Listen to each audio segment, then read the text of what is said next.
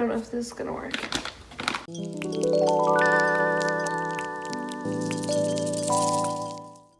Hi, hello, thanks for stopping by and welcome to another video.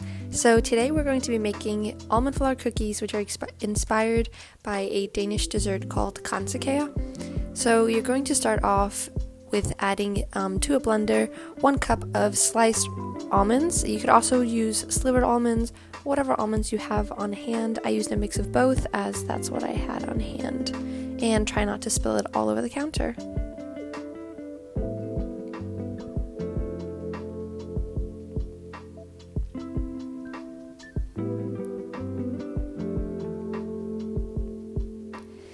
And then once you have those in your blender, you can go ahead and pop the lid on and blend it up until it's like a little bit thicker than almond flour consistency. So you kind of want it to be sort of in between a really finely ground almond flour and almond butter.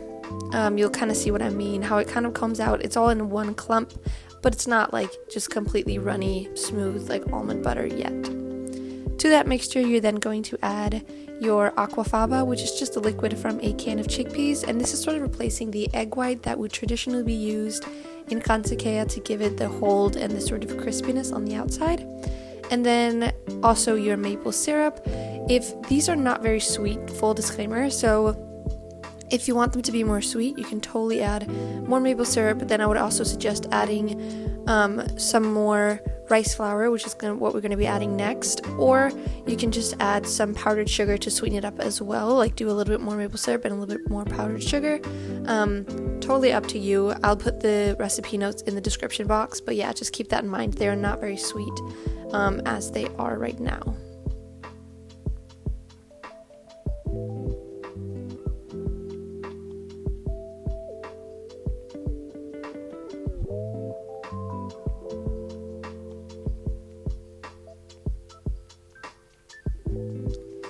Alright, and then once you've gotten those sort of wet ingredients thoroughly mixed together, you can go ahead and add in your rice flour and just completely stir that until it is well combined as well, and it sort of forms like a sticky dough. Like it should hold together and be a dough, but not so sticky that you can't roll it together, if that makes any sense.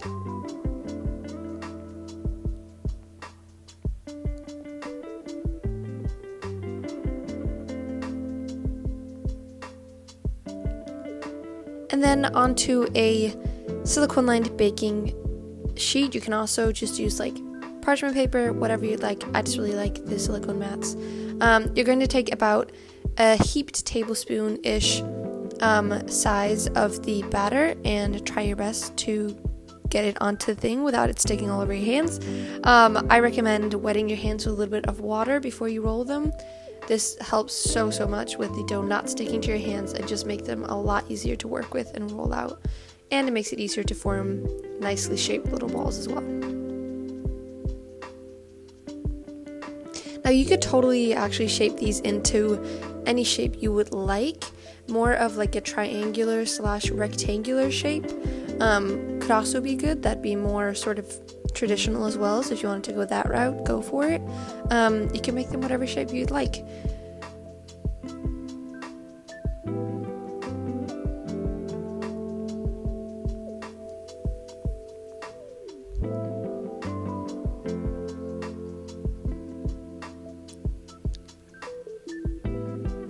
And then once you have them all rolled out, you're going to go ahead and place them into the preheated oven and bake them for about 20 to 30 minutes until they're a little bit golden brown on the outside and nice and firm, but you also want to ensure they don't dry out. And then over a double boiler on the stove, aka just a pot with a little bit of water in the bottom simmering and a glass bowl on top, you can go ahead and melt some chocolate. You can go with any chocolate of your choice: white chocolate, dark chocolate, milk chocolate, up to you. I went with dark chocolate because I really like it, and I think it complements the cookie really well.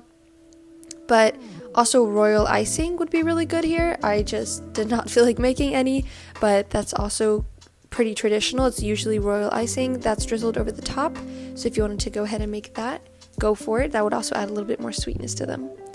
And then once they're done in the oven, you can go ahead and take them out and just place them on a cooling rack to cool for a little bit until they're almost completely cool before you drizzle on the chocolate. especially if you're using icing, definitely let them cool completely.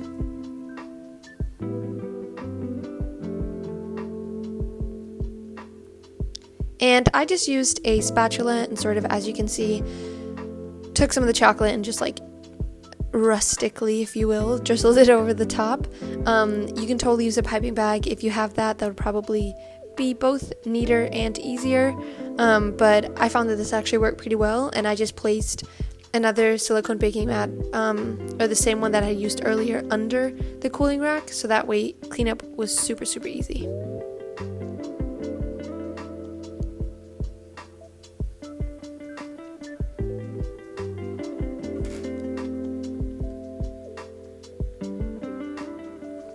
And there you have it. Those are your kransekage-inspired almond flour cookies.